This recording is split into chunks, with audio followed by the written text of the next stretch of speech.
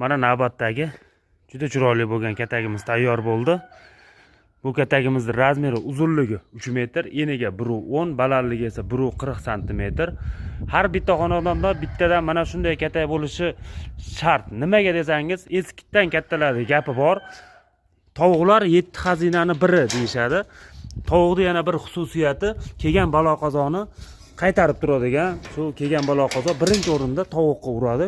Farzandlaringizga, uydagi, xonadondagi boshqa odamlarga ta'sir qilmaydi.